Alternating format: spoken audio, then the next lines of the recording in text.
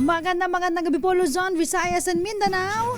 Welcome po sa DZRH Usapang Legal. Kasama nyo na po yours truly. Ako po si Attorney Cam na mapapanood nyo po live na live. Siyempre sa DZRH News Facebook Live at sa DZRH News Television Facebook Live. Ganun din po sa YouTube. DZRH TV 4K live stream. Ang bilis ng araw. Grabe, 59 days na lang. Pasko na. Tama ba ako? 59 days na lang? Baka nagkamali ako eh. Nagmamadali sa attorney kami, dadaan pa naman yung ating preparation sa Undas. So kayo, saan po ba kayo magbabakasyon ngayong Undas? Kasi karamihan po yung mga kababayan natin, nagpupunta po yan sa mga sementeryo sa probinsya o kaya ito yung time nila para magsama-sama po yung mga magkakapatid. At lalo po sa probinsya, long weekend pa naman ngayon. Nag-declare sa mga public schools. Ngayong Monday, ala na silang pasok. Sa mga private, parang ano pa, kung hindi ka nagkakamali, Thursday pa sila walang pasok. Ay, grabe. Long weekend. Saan kayo ngayon? Ingat po sa biyahe. Blow bagets lagi pong tandaan. 59 days na lang. Sa mga inaanak natin dyan, wait lang kayo kay Ninong at Ninang. Eto, speaking of, mga magkakapatid na magsasama-sama po ngayong darating na Undas o kaya ngayon darating na Disyembre, kung kayo po ay merong mga paghahatian pang mga mana, eto na yung episode para sa inyo. Ito po, syempre kapag mana ang pinag-uusapan, kadalasan po dito po nag-aaway-away ang mga magkakapatid. Hindi natin nilalahat pero kadalasan po na lumalapit sa atin kapag properties ang pinag-uusapan, eto na hindi magkasundo ang mga magkakapatid. Lalong-lalo na pagdating sa hatian ng mana at ganun din kapag halimbawa merong mga naiitsipwera. Minsan nakakalungkot na yung naiwan pang maliit na ari-arian ng inyong mga magulang ang siya pang nagiging dahilan upang magwasak-wasak ang inyong samahan at hindi na kayo magpansinan. So alam nyo, masakit sa magulang na pag sila po ay nawawala ang kanilang mga anak ay hindi magkakasundo-sundo. So sad. So dapat po kayo po ay magkakaayos, especially kung halimbawa yung property na yan ay napagdesisyonan nyo na ibenta na lang kasi hindi nyo na mahati-hati. Halimbawa po, bahay at lupa, tapos kayo ay 5 magkakapatid, 100 square meters. O tag to 20 square meters kayo, ang hirap naman hatiin yun. Alangan naman yung sa panganay, yung sa kwarto o kaya naman yung bunso sa may CR, restroom, sa may kitchen, sa may garahe, di ba?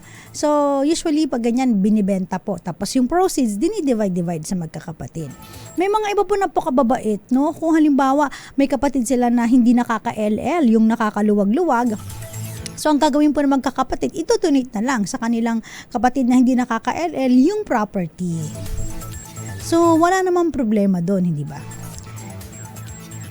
Mga pinagpapala, yung mga ganong mga magkakapatid na nagkakasundo-sundo. Alam niyo po kasi sabi nga ng aking nanay sa magkakapatid para daw yung para yung kamay, parang daliri. So, hindi lahat pantay-pantay. So, meron at meron talagang medyo nakakaalwan, medyo hindi masyado. Pero ang pinakamaganda doon nagtutulungan tsaka hindi nag-aaway-away. Usually po ang mga magkakapatid po kung halimbawa merong naiwang property at meron silang namatay, na kapatid, ang nature ng buhay natin, sabi nga nila, ako for me mas gusto ng mga magulang na mauna silang nililibing kaysa nauunang naililibing ang kanilang mga anak, 'di ba? Pag ganito po kasi ang sitwasyon na naunang namatay ang anak, at saka po namatay ang magulang, so pag siya po ay nagpamana, yung mga natitirang buhay na magkakapatid, iniitsipwera yung mga anak, which is dapat hindi po. Okay, mali po yun. Dapat po, kung meron kayong mga pamangkin doon po sa inyong kapatid, So hindi po pwedeng i-echapwera sa division ng property dun sa or division ng proceeds dun sa property na inyong pagbebentahan yung mga pamangkin, 'di ba? Masakit naman 'yun, no? Talagang initsapwera nyo na tapos ayaw nyo pang hatian yung kanyang mga supling, no? Hindi porket halimbawa siya ay namatay, automatic na wala na siyang mamanahin. Kung siya po ay merong mga anak, hahalili po sa kanya yon. So magiging representative niya yon. Ito yung tinatawag natin right of representation. In fact, kung halimbawang wala naman siyang anak, no, pero buhay ang isa niyang magulang, po pwedeng umakyat muli sa magulang yung property. So ganun po siya, no? Hindi siya automatic na divide yung mga magkakapatid. Pag ganito po na may mga problema po when it comes to properties, no? Pwede naman kayong kumonsulta sa mga abogado. Ang consultation naman po ay mura lamang po. Kaysa kayo po yung mag-away-away at ayaw naman po natin na kayo pa ay dumating sa punto, no, na nakakapag-isip ng masama para lang sa inyong kapatid dahil hindi kayo magkaunawaan, hindi kayo magkaintindihan. Kaya naman po ang ating batas, no, meron po tayong tinatawag na succession, no? Kung ano ba ang mangyayari kung halimbawa may namatay na may-ari ng property. Itong succession natin, ito ay ginawa nilaan ng ating batas, no? Para kapag halimbawang hindi nagkakasundo-sundo ang pamilya, ito po ang susundin. Ano po? Pero kung nagkakasundo-sundo, wala naman pong problema. Especially po kasi kapag halimbawa, kayo po ay magbebenta, you have to settle the estate first. So, kailangan po ninyong mag-execute ng extrajudicial settlement of estate. Kung saan doon napapaloob, kung ano ba ang gustong gawin ng mga heirs doon sa property. I-donate ba sa kanilang kapatid? I-donate ba sa ibang tao? Ibenta ba sa ibang tao o kaya naman po ay i-donate, no, sa nabuhay or naiwan na magulang nila? Kasi usually po yung mga iba, halimbawa tatay at nanay, namatay ang tatay, nabuhay pa ang nanay, i-dinodonate na lang po ng mga anak dun sa nanay yung property. So ganun po yun. May iba naman pag namatay si nanay, wala pang ilang buwan, no, sumusunod yung tatay, no? Nalulungkot agad. Sabi nga nila ang mga babae po ay mas matitibay po yan. Kaya po tignan ninyo ang mga insurance policy, no? Pag sa babae, mas maliit po yung para mas maliit yung kanilang babayaran kumpara sa mga lalaki. Kasi mga lalaki mas maikli ang buhay. Parang mas mahaba yung buhay ng mga babae. In fact, yung aking lola, namatay yung lola ko 96 years old. Sabi ko, sayang, 4 years na lang. Centennial na. Hindi naabutan yung 100K. Sana na-enjoy na aking lola yon. Pero, kidding aside, no, marami rin tayong mga nakilala talaga. Siguro mga 4 relatives or friends, no, na namatayan po ng nanay. Sumunod po talaga within months, yung iba po within 1 year or 2 years sumusunod yung tatay. Knock on wood naman, no, may mga iba hindi. So yun lang yung napapansin natin.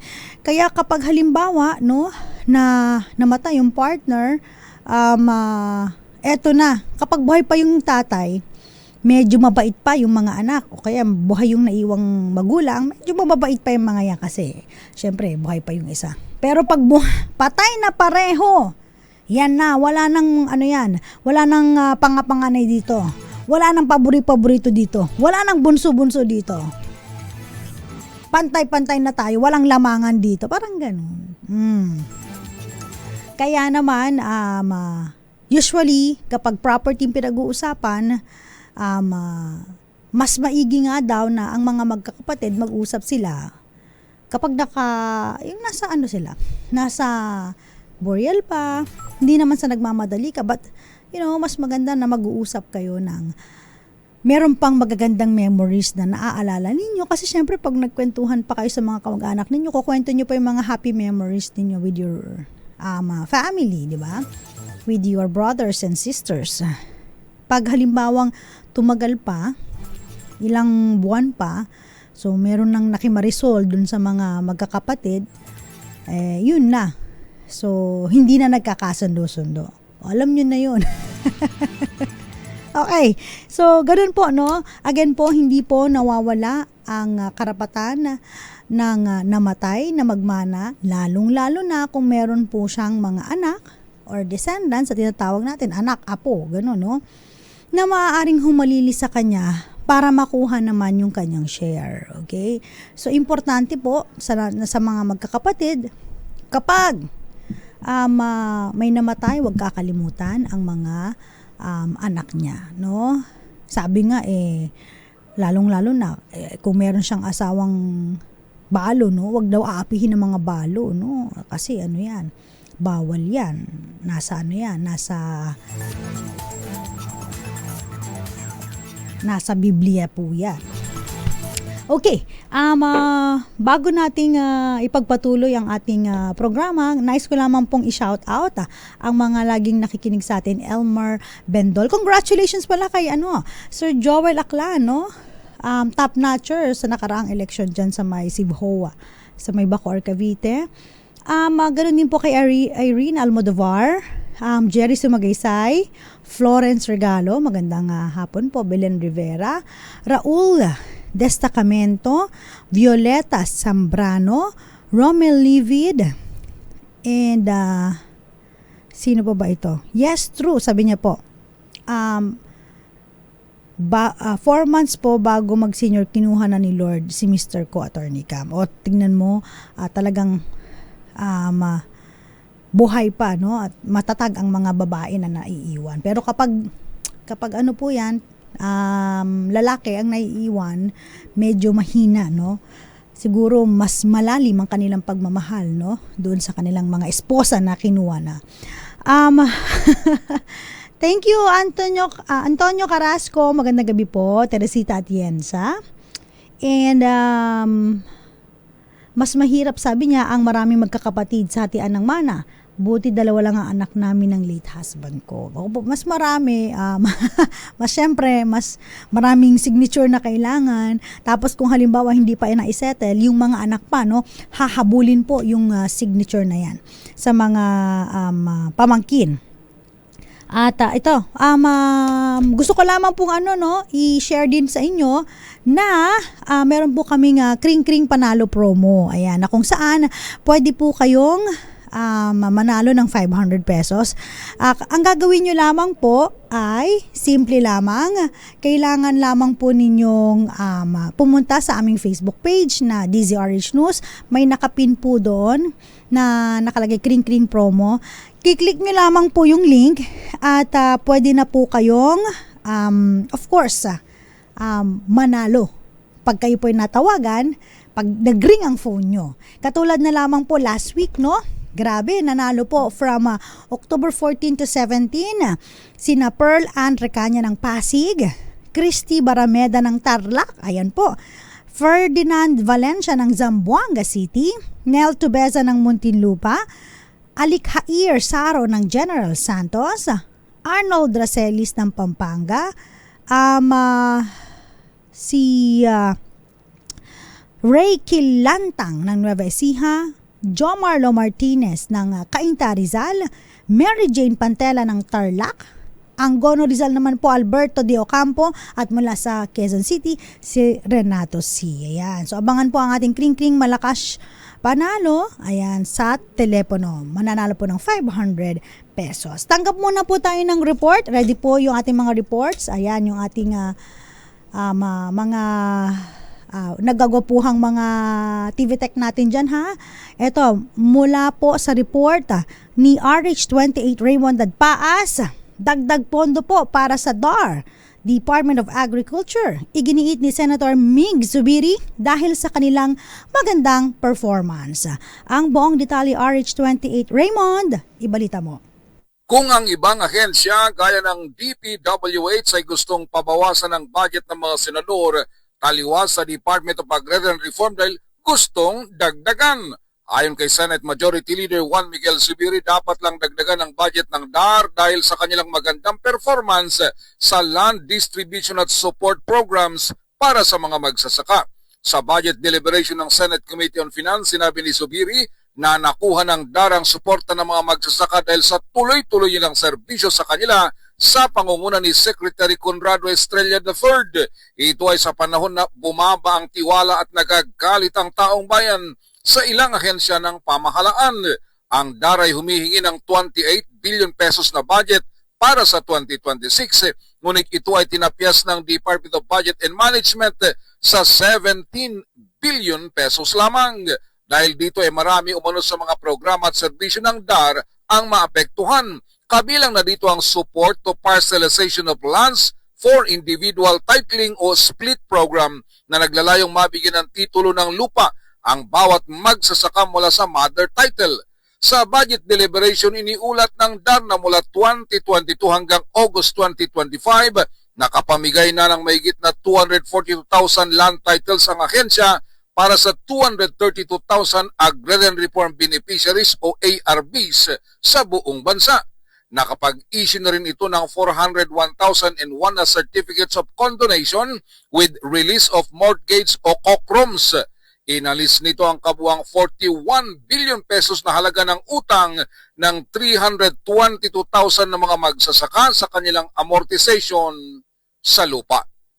Ito si RH28 Raymond Dadpas para sa DZRH, una sa Pilipinas, una sa Pilipino. Maraming salamat Raymond Dadpaa. Samantala dumako naman tayo kay Miss Milky. Pinirmahan ni Pangulong Bongbong Marcos na EO 100 at 101 makakatulong para maprotektahan ang mga magsasaka sa mababang presyo ng palay. Ito naman po ay ayon po kay House Speaker D. Ang buong detalye, RH12 Milky. Ang paglagda ni Pangulong Bongbong Marcos na Executive Orders 100 at 101 ay patunay na naunawaan ng Pangulo ang mga problema ng ating mga magsasaka at mangingisda. Ang kay House Speaker Faustino D. III, sa ilalim ng EO 100, itinatakda ang makatarungang floor price para sa palay upang maprotektahan ang mga magsasaka laban sa mababang presyo tuwing anihan. Sabi ni D, pinalakas naman ng EO 101 ang sagip sa kaak sa pamagitan ng direktang pagbili ng mga ahensya ng gobyerno mula sa mga kooperatiba ng magsasaka at mangingisda. Dahil sa dalawang executive orders, sinabi ni D, tiyak na mapupunta ng direkta sa ating mga magsasaka at mangingisda ang kita tindi sa mga middlemen. Sa panig ng Kamara, sinabi ng House Speaker, tututukan nila ang pagpapatupad ng dalawang EO at susuportahan ang mga reforma ng administrasyon para maprotektahan ang seguridad at karapatan ng mga nasa sektor ng agrikultura. Ako si Milky Rigunan, nagulat para sa DZRH, una sa Pilipinas, una sa Pilipino. Maraming salamat, Miss Milky Rigunan. Babalik po tayo, ilan po muna mga paalala. Oras po natin, alas 7 na po ng gabi. Tanggap muna tayo ng report mula sa ating mga kasamahan. Mula naman kay Edniel Parosa, foreign-backed na mga grupo ginagamit ang haka-hakang military intervention. Ayon po yan sa DND. Ang buong detalye mula kay Edniel Parosa. Edniel? Pinaparot o inuulit-ulit lamang umano ng ilang grupo ang ugong na military intervention para sa kanilang pansariling interes. Ayon kay Department of National Defense spokesperson, Assistant Secretary Arsenio Andolong, suportado na hindi na binanggit na foreign influence hindi na rin tinukoy na hanay. Layon umano na mga ito ang sakyan ng panawagan ng taong bayan sa transparency at pananagutan para sa kanilang political agenda. Ginawa ng DND ang pahayag makaraang lumabas sa survey ng Octa Research Team na 7 sa bawat 10 Pilipino ang ayaw ng mangialam ang militar sa isyu ng politika. Para sa DND, indikasyon ito ng mature na demokrasya at pag-iip ng AFP na maranatili itong non-partisan na institusyon. Dati nang binanggit ng AFP sa hiwalay na pulong balitaan na tila gumagamit ng parehong methodology gaya ng sa China ang mga nagpapakalap ng fake news upang linlangin ang domestic audience ng Pilipinas. Ito sa Edniel Parrosa, nag-uulat para sa DZRH. Una sa Pilipinas, una sa Pilipino. Maraming salamat, Edniel Parosa. Nakuha naman natin si Noche Cacas, babae nagsampa ng kasong rape at serious illegal detention laban kay missing sa Bungeros whistleblower. Patidongan sa Sinaloan Regional Trial Court dyan po sa May Laguna. RH27 Noche Kakas, ibalita mo nga to, Noche? Attorney Cam, sinampahan ng kasong rape at serious illegal detention si missing sabungero sa whistleblower Dondon Patidungan ng isang babae sa Sinloan Regional Trial Court sa lalawigan ng Laguna. Ayon kay alias Gina, 16 anyos pa lang umano siya nang makilala si Patidungan na nagpakilala rin sa kanya sa pangalang Jason na isa umanong content creator at nanliligaw sa kanya. Kalaunan, napilitan umano siyang sumama kay Patidungan dahil sa alok na suporta sa pera at sa kanyang pag-aaral.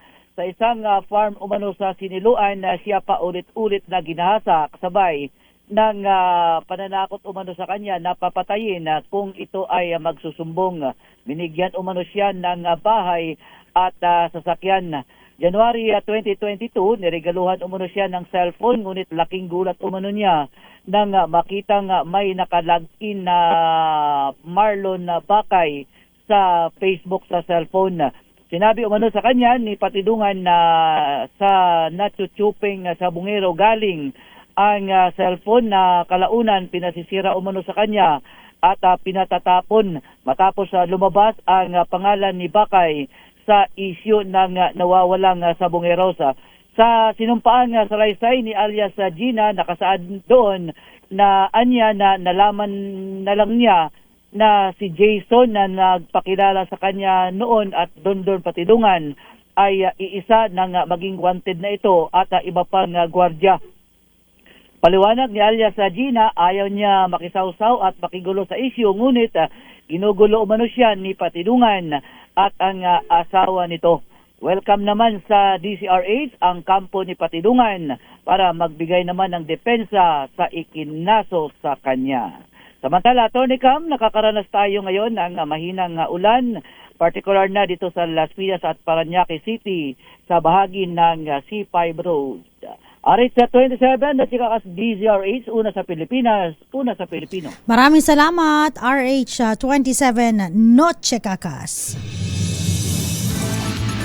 Balik po tayo sa ating topic, may kinalaman pa rin po sa mga awayang mana ng mga magkakapatid at pag-iitsapwera doon po sa namatay na kapatid. Lalo na kung meron po itong mga anak o kaya naman yung mga apo, no? Yun yung tinatawag natin na descendants. Nanonood po sa may Rojas City Capiz, Maya Bell, magandang gabi po. Kanina nabanggit natin kung halimbawa merong naiwang property at gusto nilang ibenta, so kailangan mag-execute po kayo ng extrajudicial settlement of estate, kung saan dapat po lahat po ng mga tagapagmana ay pipirma. Lagi nilang tinatanong kapag halimbawang merong namatay, Attorney Cam, automatic ba na ang hatian ng magkakapatid ay pantay-pantay? Ang una kasing question dito, kung ang namatay po ba ay may iniwang huling habilin o yung tinatawag natin na last will or last will and testament. Kasi po pinapayagan po ng ating batas na ibigay sa ibang tao o kaya naman sa kanyang paborito o kaya naman sa kanyang mga kamag-anak ang free portion na tinatawag natin doon sa kanyang kayamanan o yung ari-arian. Dahil syempre pinaghirapan din naman niya ito kung nais niyang ipagbili sa iba, i-donate sa iba o kaya naman ibigay sa kanyang tagapag-alaga, po pwede naman yon. Kaso nga lang po dito sa Pilipinas ang norm natin, ang usual na ginagawa po, hindi tayo gumagawa ng last will and testament. Ang usual na ginagawa, walang last will and testament. So ibig sabihin, pumapasok po yung tinatawag natin na mga probisyon doon sa succession. Kung saan, kung mga magkakapatid po ang naiwan, walang lamangan dito. Pantay-pantay kayo ng manahan. So, walang paborito, walang panganay, walang kay bunso may iwan, ang mga bahay, mga gano'n, Wala pong gano'n. Kasi sa atin po dati, pag may bunsong lalaki, doon laging naiiwan yung bahay.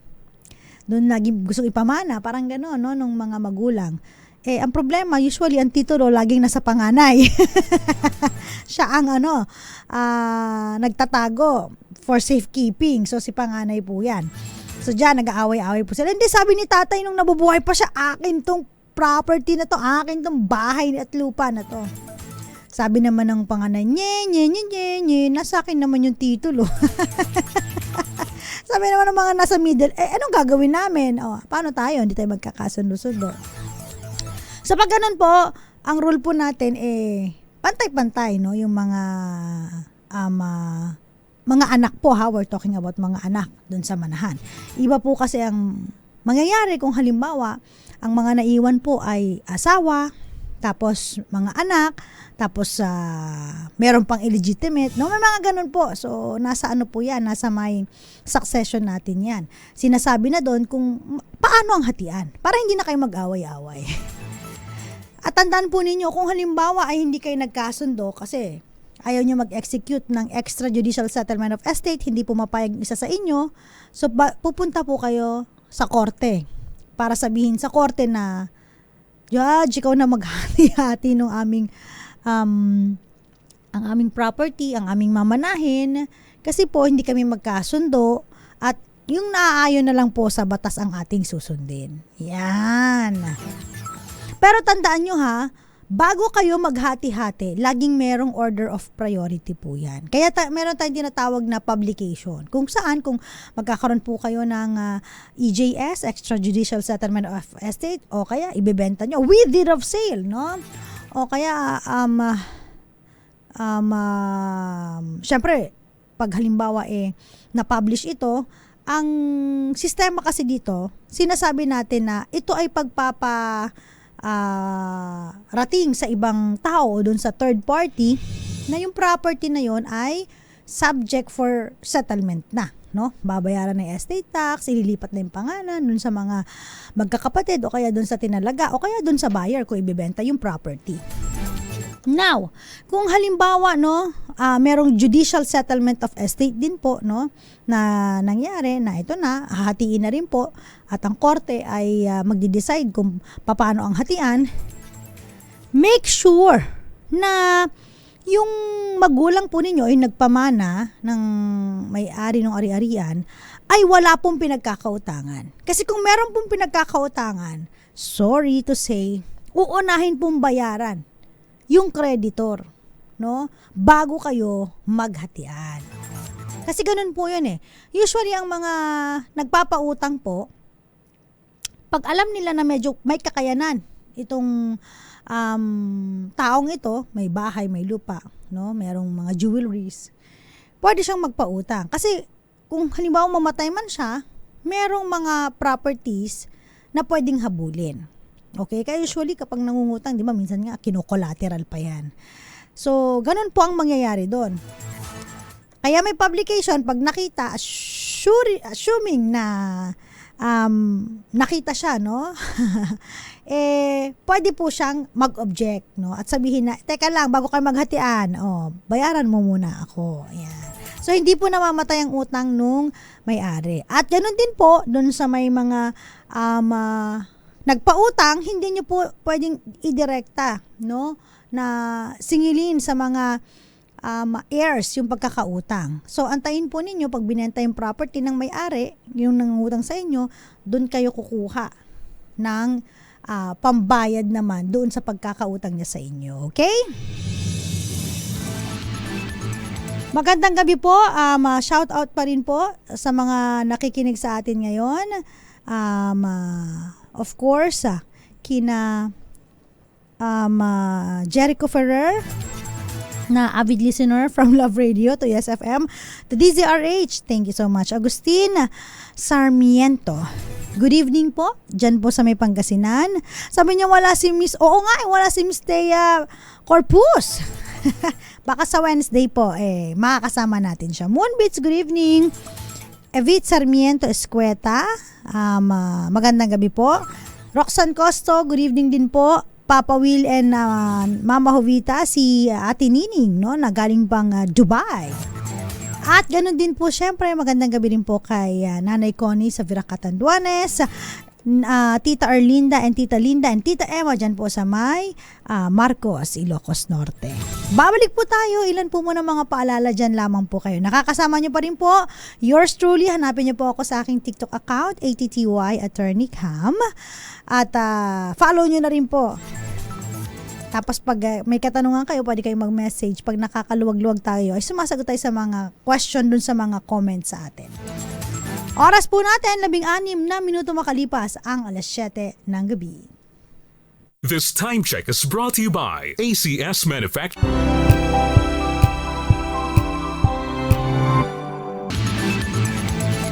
DZRH, Usapang Legal. Kasama pa rin po yours truly, Attorney Cam. Pinag-uusapan po natin kung halimbawang namatay po ang inyong kapatid, kasama pa po ba siya sa hatian ng mana? And the answer is yes, lalo po kung meron siyang mga naiwan na descendants, no, yung anak or apo. Pero ibang usapan kung halimbawa patay na ang inyong mga magulang, tapos siya ay namatay na wala siyang anak. Okay? Kung wala siyang anak, patay na pareho ang inyong magulang, of course, i-divide nyo na lang among yourselves yung naiwan na property. Ang tanong, Attorney Cam, paano kung ang naiwan niyang anak ay illegitimate or non-marital child, no? Anak sa pagkabinata. Kasama po ba siya? The answer is yes. Whether legitimate or illegitimate, basta meron po siyang naiwan na anak, hindi po pwedeng itsapwera ang kanyang share. No, kailangan makuha po ito ng kanyang tagapagmana. Okay? Kumbaga hahalili yung kanyang anak, whether non-marital child or hindi, para makuha ang share niya dun sa mana ng kanyang magulang. Ang tanong, paano naman, attorney, kung halimbawa ang kapatid namin ay namatay? Kailan magmamana ang mga magkakapatid? Alam niyo, totoo to, no? Nakakalungkot talaga. Pag mana-mana ang pinag-uusapan, tsaka pag may mga naiiwang property. Sabi naman ng iba, mas maigi na may pinoproblema, Attorney Cam, kaysa wala. Pwede rin naman. Okay din naman yon. Anyway, kung halimbawa may kapatid po kayo na namatay, ano po, no? Wala po siyang anak. Kung wala po siyang anak, no? Aangat po kasi yung kanyang share doon sa magulang. Ibig sabihin, bago pa kayo magmana, yung mga magulang nyo muna ang magmamana. Kasi kung wala nang mga magulang, that's the time lang po na magmamana ang mga kapatid. Merong akong isang case, no, na kung saan namatay yung kanilang kapatid. Yung kapatid po may anak, isa. Tas yung anak niya, may anak uli, isa. Namatay na yung kapatid, tapos namatay din yung anak. So, apo na lang ang natitira. Initsapwera, no? Yung apo. At parang ang gusto ng mga magkakapatid, hati-hatiin na sa kanila at hindi nakasama yung share. Kasi lalaki nga naman yung share nila pag may natanggal na isa, di ba? Pag nag-divide tayo. Kung 10 silang magkakapatid, divide by 10. O di tagwa 100, kung 1 million pinag-uusapan, di tagwa 100,000 sila.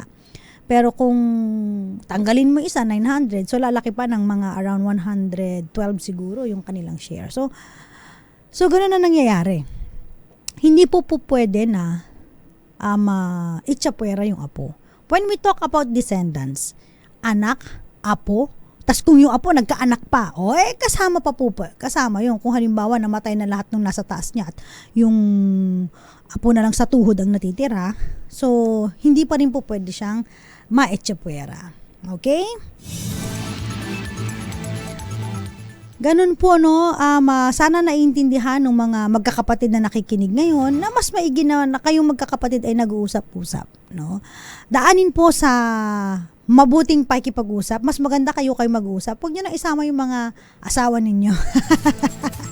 Mga pampagulo lang yan.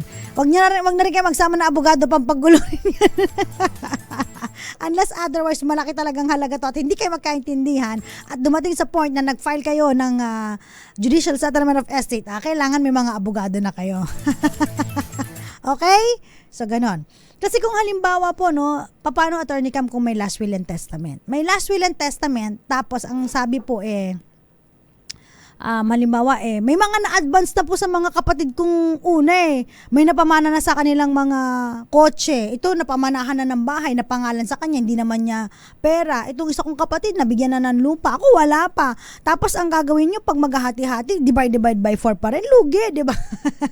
Kung ano, malugi.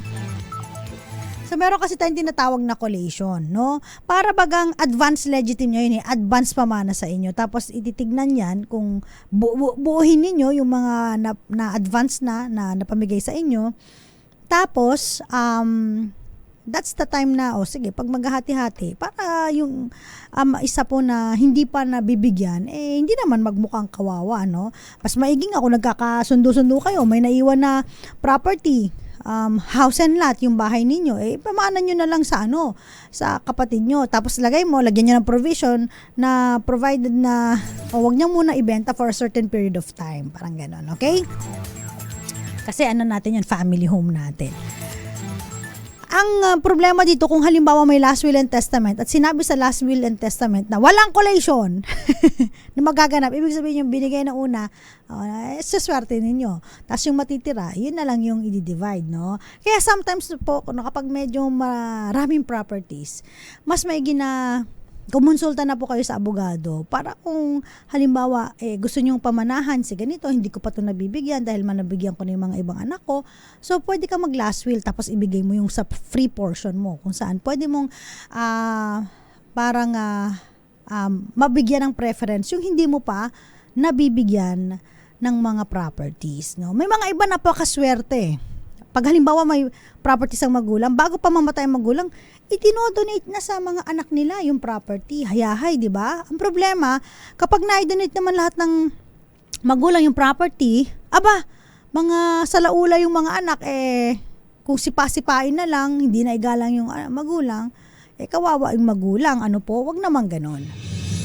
Dapat pa rin, andun pa rin yung respect, no? Kung hindi dahil sa kanila, hindi kayo magkakaroon ng properties.